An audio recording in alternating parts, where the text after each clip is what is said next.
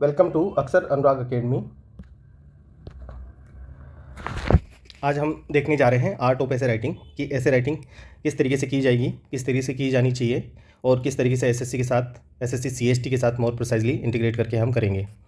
तो देखो, ऐसे के लिए आपको कुछ चीज़ें जाननी प्रीरिक्विजिट है, आपको जानना पहले से है ये सारी चीज़ें क्लास स्टार्ट करने से पहले। एक टाइप से आप मान सकते हो कि ये इंट्रोडक्शन क्लास है ऐसे को लेके। तो क्या है, सबसे पहले हम जानेंगे कि पर्पज़ ऑफ एसएससी कि ऐसे राइटिंग टेस्ट का क्या पर्पज़ है पूछे जाने का। उसके बाद में जानेंगे कि ऐसे राइटिंग क्यों इंपॉर्टेंट है। उसके बाद में जानेंगे कि ऐसे के टाइप क्या क्या हो सकते हैं। उसके बाद में जानेंगे कि ऐसे कैसे लिखा जाना चाहिए, उसके कुछ स्टेप्स होते हैं वो किस तरीके से हमें फॉलो करने हैं और किस तरीके से लिखा जाना चाहिए। उसके बाद में देखेंगे एक ऐसे का इलस्ट्रेशन, ठीक है, कि किस तरीके से एक ऐसे लिखा जाना चाहिए या किस तरीके से होना चाहिए कैसे। तो सबसे पहले अपन डिस्कस करते हैं कि एसएससी का क्या पर्पज़ है ऐसे राइटिंग के लिए या ऐसे राइटिंग रखना ट्रांसलेशन के एग्जाम के अंदर। तो देखते हैं सबसे पहले देखो, पेपर फर्स्ट के अंदर आपकी लैंग्वेज की नॉलेज टेस्ट होती है। 100 क्वेश्चन आते हैं आपके हिंदी के और 100 क्वेश्चन आते हैं आपके इंग्लिश के।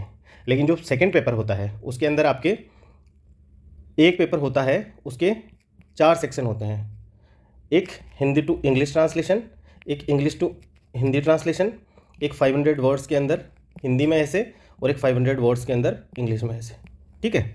तो देखते हैं अपन कि आपका एक तो ये स्किल टेस्ट करता है कैसे कि आपकी थॉट्स की कितनी क्लियरिटी है, उसके बारे में आपसे बात करता है। उसके अलावा आप ग्रामर और वोकेबलरी को किस तरीके से इंटीग्रेट करके अपनी थॉट्स के साथ में यूज़ कर सकते हो और आप किस तरीके से एक गिवन टॉपिक पे ऑर्गेनाइज राइटिंग कर सकते हो। देखो, ये मैटर क्यों करता है, ठीक है, क्योंकि आपकी जो प्रैक्टिकल राइटिंग है उसका टेस्ट करता है। इन फ्यूचर जब आप जॉब में जाओगे, एसटीओ या जेटीओ बनोगे, उस टाइम पे आपकी राइटिंग का बहुत रोल होगा, तो उसका टेस्ट लेता है। आपके फॉर्मल एक्सप्रेशंस कैसे हैं, किस तरीके से आप चीज़ों को बेटर वे में रिप्रेजेंट करते हो या एक्सप्रेस करते हो, उसके बारे में बात करता है। और आपका जो गेस वर्क, जो कि पेपर 1 के अंदर आपका गेस वर्क चलता है, उसको रिड्यूस करता है या उसको एकदम ख़त्म कर देता है यहाँ पे। तो गेस वर्क नहीं होगा इसके अंदर। ऐसे के अंदर जिसको नॉलेज होगा वही लिख पाएगा। उसके बाद में देखते हैं कि इसकी सिलेक्शन में क्या वैल्यू है।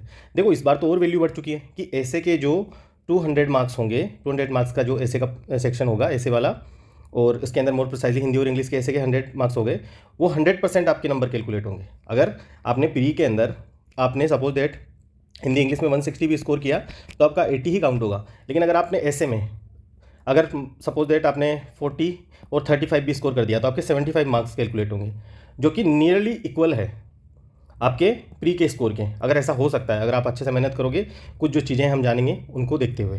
देन देखते हैं कि सबसे इंपॉर्टेंट तो है कि इसके अंदर ट्रांसलेशन पोस्ट में सिलेक्शन के लिए सबसे इंपॉर्टेंट है आपकी स्टेबिलिटी का रियलिटी चेक होगा कि आप बस आपने मगअप तो नहीं कर लिया, आपने रटी तो नहीं लिया है, ठीक है, और फाइनल मेरिट में काउंट होगा। तो देखो, सिंपल वर्ड्स में देखें तो SSC use the essay paper to check whether candidate can think clearly, write correctly and use Hindi and English professionally.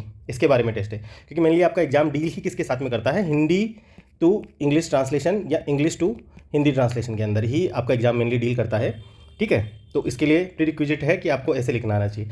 अब ऐसे क्या है, ऐसे देखो एक क्रिएटिव राइटिंग है और एक अच्छा ऐसे लिखा जाना क्यों ज़रूरी है। आप देखोगे कि ऐसे क्या है, आपकी एक स्किल है। स्किल किस चीज़ को बोलते हैं, स्किल बोलते हैं लाइक कुकिंग हो गया, स्विमिंग हो गया, ठीक है या कुछ भी आपकी ऐसी हॉबी, ठीक है, उसको आप एक स्किल बोल सकते हो कि मेरे अंदर ये स्किल है। ये अभी आपका ऐसे बस एसएससी तक रिलेटेड नहीं रहेगा, आपके फर्दर जो एजुकेशन है उसके अंदर भी काम आएगा। हो सकता है कोई इसके बाद में पीएचडी अपना कर रहा हो, कोई रिसर्च पेपर इशू कर रहा हो, ठीक है, कोई अदर कोर्सेज कर रहा हो उसके अंदर, उसके अलावा डिजर्टेशन बना रहा हो, कोई थीसिस पेपर बना रहा हो, ठीक है, और बहुत सारी जगह आपकी क्रिएटिव राइटिंग यूज जाएगी। और एक बार अगर आपने कोई स्किल सीख ली, जैसे बचपन में आपने साइकिल चलाना सीखा होगा, ठीक है, साइकिल चलाना सीखा होगा, वो अभी तक भी याद होगा आपको कि किस तरीके से साइकिल चला रहे हो। हो सकता है आपने 7-8 साल से नहीं चलाई हो साइकिल, लेकिन फिर भी आपको पता होगा कि किस तरीके से आप पेडल मारोगे तो आपकी साइकिल चलने लगेगी और आपका बैलेंस खुद ब खुद बन जाएगा, क्योंकि आपने ये स्किल एक बार एक्वायर कर ली। जब एक बार आप ऐसे राइटिंग की स्किल एक्वायर कर लोगे या क्रिएटिव राइटिंग की स्किल एक्वायर कर लोगे तो ऐसे के अंदर वो हेल्प करेगी। वही हम समझेंगे मोर प्रिसाइजली कि किस तरीके से हमको करना है। तो देखते हैं आगे अपन कि ऐसे के क्या क्या टाइप हो सकते हैं। देखो, ऐसे के बहुत सारे टाइप हो सकते हैं, लेकिन यहाँ पे अपना जो क्रिएटिव राइटिंग की फॉर्म है ऐसे मैंने बता दिया, और ड्राइविंग, कुकिंग, स्विमिंग इस तरीके से एक स्किल है ये बता दिया। एसएससी को लेके या अपने जितने भी कॉम्पिटिटिव एग्जाम्स है यूपीएससी तक को लेके अपने पास में ऐसे की जो टाइप्स है वो है इमेजिनेटिव ऐसे हो सकते हैं, अपने एनालिटिकल ऐसे हो सकते हैं और डिस्क्रिप्टिव ऐसे हो सकते हैं। देखो, इमेजिनेटिव ऐसे कौन से होते हैं जिनके अंदर आपको फुल फ्रीडम होती है अपने थॉट्स को एक्सप्रेस करने का। मे बी आपका कोई थॉट अलग अलग हो, सेम टॉपिक पे किसी और का अलग होगा, तो इसको कोई नकार नहीं पाएगा अनटिल अनलेस आपने कुछ ब्लंडर ना कर दिया हो। ठीक है, तो जैसे अगर if I were India's prime minister, अगर मैं भारत का प्रधानमंत्री होता तो क्या करता, इस पर आप ऐसे लिखने लगोगे। वेदर आप एजुकेशन के बारे में बात कर सकते हो, ट्रांसपोर्टेशन के बारे में बात कर सकते हो, इंफ्रास्ट्रक्चर के बारे में बात कर सकते हो, लेकिन कोई और दूसरा है वो एक्सप्लोरेशन की बात में बात कर सकता है, मिनरल्स के बारे में बात कर सकता है, क्लीन वाटर के बारे में बात कर सकता है। तो ये आप पे डिपेंड करता है कि आप किस डायरेक्शन में ऐसे को लिखोगे। क्योंकि देखो, एक ऐसे में आपको लगता होगा अभी कि 500 वर्ड्स बहुत ज़्यादा है, लेकिन मैं आपको बोल रहा हूँ कि ये टफेस्ट जॉब है कि आपको 500 वर्ड्स में अपने थॉट्स को एक्यूमुलेट करना। आप जब जिस तरीके से हम ऐसे राइटिंग लिखना सीख रहे हैं, आप सीख जाओगे अगर एक बार, तो आप इजीली किसी भी गिवन टॉपिक पे 10,000 वर्ड भी लिख पाओगे इजीली बैठ के। आपके थॉट्स, आपके पास में थॉट्स इतने होंगे, ये मैं गारंटी करता हूँ आपको। ठीक है, तो देखते हैं कि एनालिटिकल स्किल है या एनालिटिकल जो ऐसे है आपका, वो किस तरीके से हो सकता है। If youth knew if age could, ये ऐसे का टॉपिक हो सकता है। अब आपको एनालाइज करना है इसके अंदर, किसको लेके, यूथ को लेके। यूथ क्या है, किस युवा पीढ़ी के बारे में बात कर रहा है। ठीक है, कि वो किस तरीके से एज करेंगे, या सबका सोचने का और सबका इसको इंटरप्रेट करने का तरीका अलग अलग हो सकता है। ठीक है, तो यहाँ पे भी आपके पास में क्रिएटिव फ्रीडम रहेगी। लेकिन उसके बाद में जो डिस्क्रिप्टिव एसेज हैं आपके, वहाँ पे आप लिमिट हो जाओगे। एक सर्टेन टॉपिक देंगे, लाइक जैसे द काऊ दे दिया आपने को लिखने के लिए, मेकिंग ऑफ इंडियन कॉन्स्टिट्यूशन दे दिया। अब यहाँ पे आपको लिमिट हो जाएगी आप, क्योंकि आपको काऊ के बारे में एक्सप्रेस करना है। आप बफेलो के बारे में नहीं लिख सकते, आप गोट के बारे में नहीं लिख सकते हो। मेकिंग ऑफ इंडियन कॉन्स्टिट्यूशन दे दिया जहाँ पे, तो मेकिंग ऑफ इंडियन कॉन्स्टिट्यूशन जहाँ पे भी आया आपको इंडियन कॉन्स्टिट्यूशन के अंदर कितने आर्टिकल्स है, कितनी शेड्यूल्स है अपने, ठीक है, नए अपडेशन क्या क्या हुए हैं, क्या क्या चेंजेस हुए हैं, कंटेम्प्रेरी एनालिसिस आप कर सकते हो वर्ल्ड के कॉन्स्टिट्यूशन के साथ में। लॉन्गेस्ट रिटर्न कॉन्स्टिट्यूशन है वर्ल्ड का, ठीक है, वहीं यूएसए के कॉन्स्टिट्यूशन के साथ कैसे डिफरेंट है, जापान के कॉन्स्टिट्यूशन के साथ कैसे डिफरेंट है, और ब्रिटेन का जो कॉन्स्टिट्यूशन है वो रिटर्न नहीं है, तो वहाँ किस तरीके से डिफरेंट है। तो आपको एक लिमिट मिलेगी। हाँ, आपके डायरेक्शंस अलग हो सकते हैं, मे भी आप आपके आर्टिकल्स पे लेके जाके बात कर सकते हो कि ऐसे के अंदर फंडामेंटल राइट पे क्या बात हुई है, डीपीएसपीस के बारे में क्या बात हुई है, पर एक लिमिट हो जाएगी यहाँ पे। इन दोनों के अंदर आपके पास लिमिट नहीं रहेगी, आप अपने ऐसे का डायरेक्शन आप निर्धारित कर सकते हो, लेकिन यहाँ पे आपके पास में मेरे हिसाब से एक लिमिट रहेगी। ठीक है, देखते हैं आगे। अब देखो, ऐसे के अंदर क्या है, आपके पास टॉपिक आएगा, मे बी वो डिबेटेबल हो और कंटेंजियस हो। कंटेंजियस और डिबेटेबल का मतलब ये है, ठीक है, कि उस पर अलग अलग लोगों के अलग अलग विचार हो, और हो सकता है वो विचार आपके कॉन्ट्राडिक्टरी हो, जो आप विचार लिख रहे हो उसके बारे में। जैसे आपको एग्जांपल दूं तो मैं रिजर्वेशन को लेके दे सकते हैं हम, कि रिजर्वेशन पे अगर आप ऐसे लिख रहे हो तो वो डिबेटेबल है। कुछ लोग उसको सही मानेंगे, कुछ लोग उसको गलत मानेंगे। मे बी आप लिख रहे हो उसके फेवर के अंदर, और जो चेक करने वाला है उसके फेवर में नहीं है, हो सकता है ऐसा, इसमें कोई डाउट नहीं है। उसके अलावा कुछ टॉपिक्स आएंगे आपके पास में स्ट्रेट फॉरवर्ड। अब आप मेरे से पूछोगे कि कौन से टॉपिक पे लिखना ईजी रहेगा, या कौन सा टॉपिक अपने को चूज़ करना चाहिए, तो मैं बोलूँगा ये सोलली आप पे डिपेंड करता है कि आप कितना बैलेंस बना के, नेगेटिव पॉजिटिव दोनों साइड दिखा के किस तरीके से टॉपिक को पेश कर सकते हो, वो आप पे डिपेंड करेगा। तो आप डिबेटेबल इशू भी चुन सकते हो, कंटेजियस इशू, डिबेटेबल इशू भी चुन सकते हो, और उसके अलावा स्ट्रेट फॉरवर्ड इशूज़ पे भी बात कर सकते हो। ठीक है, अब देख लेते हैं एक बार कि क्या डिफरेंस हो सकता है। These issues involve different opinions and perspectives, जो कि मैंने बताया आपको। पीपल में have disagreements based on the value, beliefs और इंटरप्रिटेशन। जिस हिसाब से लोगों का नॉलेज है, जिस डोमेन में लोग रह रहे हैं, जिस इंडिया के अंदर मोर प्रिसाइजली बोलूँ तो कास्ट के अंदर, रिलीजन के अंदर, एरिया के अंदर, लैंग्वेज को लेके, जैसे अभी लैंग्वेज को लेके देखोगे तो मराठी वर्सेस हिंदी या अदर लैंग्वेज को लेके चलता रहता है। ठीक है, अब स्ट्रेट फॉरवर्ड इश्यूज़ क्या है, like these issues are clearly factual and based on commonly expected information. There is usually little room to disagreement. अब अगर आपको कॉन्स्टिट्यूशन के बारे में पूछा और दे काऊ के बारे में अगर कोई पूछता है आपसे, कॉन्स्टिट्यूशन और दे काऊ के बारे में पूछता है, तो सबके मोर और लेस पॉइंट ऑफ व्यू और सब चीज़ें सेम ही होगी। हो सकता है कोई इस बात पे आर्गूमेंट्स कुछ लिख के आ जाए कि रिटर्न कॉन्स्टिट्यूशन बेटर है या जो रिटर्न नहीं है वो बेटर है, वो हो सकता है अपने पास थोड़ी सी फ्रीडम मिलेगी, लेकिन मोर और लेस सब चीज़ें सेम ही होगी। अब भाई काऊ के बारे में बात कर रहे हो तो आप लिखोगे ना कि काऊ एक सोशल एनिमल है। इंडिया के अंदर देखोगे काऊ को माता माना जाता है, ठीक है, पूजा की जाती है, तो आप अलग थोड़ी ना लिख दोगे इससे कुछ। आप इससे मगरमच्छ की तुलना नहीं करोगे, आप इससे स्नेक की तुलना नहीं करोगे। ऐसा तो कोई नहीं होगा जो इस तरीके से लिख के आ जाएगा। नॉर्मली सब मोर और लेस एक ही डायरेक्शन के अंदर लिखेंगे। ठीक है, तो इससे डरना नहीं है, आप दोनों ही चूज़ कर सकते हो। ऐसा मतलब मैं बताऊंगा भी, और अब किस तरीके से टैकल करना है ऐसे इसके। अगर आपको डिबेटेबल और कंटेंजियस इशू पे लिखना है और स्ट्रेट फॉरवर्ड पे लिखना है, तो दोनों को ही किस तरीके से चूज़ करना है उसके बारे में बात करें। देखते हैं कि आपके ऐसे लिखने को लेके आपके पास में क्या क्या चीज़ें होनी चाहिए। आपके पास आपके लिंग्विस्टिक एक्सप्रेशंस होना चाहिए। इसका मतलब है कि आप हिंदी में अगर ऐसे लिख रहे हो तो हिंदी में आपकी निपुणता होनी चाहिए। Whether you are writing in English, तो you have solid command on English. ठीक है, तो आपको देखना पड़ेगा वहाँ पे कि आपका टेस्ट ये है पूरा का पूरा, ये राइटिंग का टेस्ट है। आपकी स्किल चेक की जा रही है कि आप कैसे रिप्रेजेंट कर रहे हो चीज़ों को। तो आप अफोर्ड नहीं कर सकते हो वहाँ पे स्पेलिंग मिस्टेक करना। और देखा गया है पहले भी एसएससी में या किसी भी एग्जाम को लेकर आप देखोगे कि बहुत ज़्यादा स्पेलिंग मिस्टेक करोगे या ग्रामेटिकल मिस्टेक करोगे तो आपका एक्सप्रेशन बहुत गंदा जाता है। तो आपके लिंग्विस्टिक एक्सप्रेशन सॉलिड होनी चाहिए। उसके अलावा आपको जनरल इश्यूज़ का नॉलेज होना चाहिए, कंटेम्प्रेरी और करंट दोनों टाइप के इश्यूज़ का आपका नॉलेज होना चाहिए। और सबसे इंपॉर्टेंट क्या है कि आपको खुद पे बिलीव होना चाहिए। लाइक किसी भी टॉपिक पे आप ऐसे लिख सकते हो। जब हम अगर लॉन्च करते हैं कोर्स अभी कुछ टाइम में, और आप देखोगे जब मेरे साथ जुड़ोगे लाइव, तो आप देखोगे आप कोई भी टॉपिक मेरे को देना, मैं उस पर आपको 10 मिनट 15 मिनट समझाने के बाद आप सब लोग एग्री करोगे कि आप उस पर 1000-2000 वर्ड तो ऐसे मजाक मजाक में लिख दोगे। कोई बहुत बड़ी बात नहीं होगी, 2000 वर्ड तो इसी तरीके से लिख दोगे नॉर्मली। अब देखते हैं how to write an outstanding essay. ठीक है, इसकी क्या क्या स्टेप है। देखो, सबसे पहले तो आपको टॉपिक को समझना होगा कि आपका टॉपिक क्या है। Analyse the topic carefully and understand what is being asked. अब बहुत सारी जगह लोग जो उनको प्री एग्जिस्टिंग नॉलेज होता है उसके बेस में जज करते हैं और वो अपने हिसाब से ऐसे लिखने लगते हैं। अपने हिसाब से ऐसे नहीं लिखना है। आपको देखना है कि आपसे कमेंट करने के लिए बोल रहा है, आपसे उसके फेवर में आर्ग्यूमेंट मांग रहा है, अगेंस्ट में मांग रहा है, या क्या टॉपिक क्या है उसके बारे में आपको क्लियरली पढ़ना है, समझना है उसको। उसके बाद में आपको जाना है कि इसमें ब्रेनस्टॉर्मिंग पे और रैंडम थिंकिंग पे। आपके लिए मे भी ये दोनों चीज़ें बहुत नहीं होगी कि ये क्या चीज़ बता रहे हैं यहाँ पे, लेकिन जब हम बात करेंगे, जब हम ऐसे के टॉपिक डिस्कस करेंगे तो मैं बताऊंगा कि ब्रेनस्टॉर्मिंग क्या होती है, रैंडम थिंकिंग क्या होती है। ठीक है, इसके अंदर बेसिकली होता क्या है थोड़ा सा मैं ब्रीफली बता देता हूँ कि आपके जितने भी थॉट, जैसे काऊ बोलते ही आपके दिमाग में क्या आ रहा है कि एक एनिमल है। ठीक है, उसके अलावा क्या है, 4 पैर होते हैं, 4 थन होते हैं, 2 कान होते हैं, मुंह होता है, दांत होता है, अलग अलग कलर की हो सकती है। हिंदुओं के अंदर मतलब रिस्पेक्टेड है, पूजनीय है, यहाँ माता माना जाता है इंडिया के अंदर। ठीक है, तो ये सारी चीज़ें आपके रैंडम थॉट्स आ रहे हैं, अभी ऐसे नहीं लिख रहे हैं हम, ये रैंडम थॉट्स हैं आपके। तो इससे रिलेटेड जो भी रैंडम थॉट्स आएंगे उनको लिखना है सबसे पहले।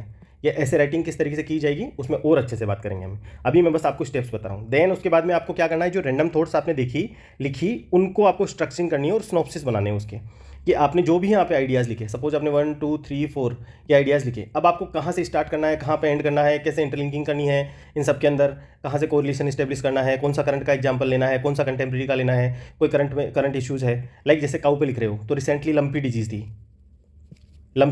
डिजीज़ थी काउज़ के अंदर, तो उसके बारे में बात कर सकते थे।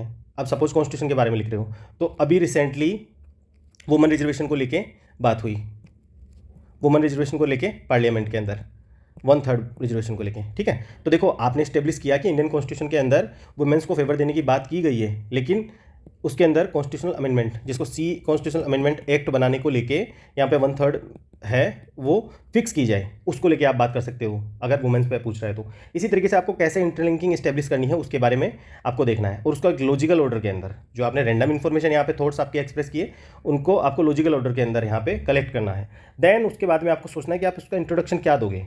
ठीक है, इंट्रोडक्शन क्या होना चाहिए आपका, एंगेजिंग होना चाहिए। उसके अंदर क्या क्या चीज़ें हो सकती है उस पर अपन बहुत अच्छे से बात करेंगे। एक क्लास पूरा ये रखेंगे कि इंट्रोडक्शन किस किस तरीके से दे सकते हो, क्या क्या चीज़ों को आपका ध्यान रखना है और किस तरीके से आपको एक्सप्रेस करना है चीज़ों को। देन आफ्टर आता है इसका बॉडी पार्ट। बॉडी पार्ट के अंदर आप सब बातें करोगे। सपोज दैट इंडियन कॉन्स्टिट्यूशन पे आया तो उसके अंदर कितने आर्टिकल है, कैसे बना है, क्या क्या उसके अंदर इंटीग्रेटेड है, शेड्यूल उसके अंदर कितने हैं, उसके अंदर अमेंडमेंट कैसे हुए, फंडामेंटल राइट के बारे में क्या बात की है, डीपीएस की पीस के बारे में क्या बात की है इसके अंदर, फंडामेंटल ड्यूटीज़ क्या है अपनी। ठीक है, इसके बारे में राष्ट्रपति के लिए क्या है, उपराष्ट्रपति के लिए क्या है, सीएम और पीएम किस तरीके से डिफरेंट है। वो बहुत सारे एंगल्स हो सकते हैं जिनके बारे में आप बात कर सकते हो। अपनी सुप्रीम कोर्ट और हाई कोर्ट्स के बारे में आप बात कर सकते हो। ठीक है, तो ये हो जाएगा आपका ऐसे का मेन बॉडी। देन आपका कंक्लूजन। अब कंक्लूजन के अंदर आपको समराइज़ करना है पूरा का पूरा जो आपके मेन पॉइंट है, और उसके अलावा आप क्वेश्चन पे ख़त्म कर सकते हो।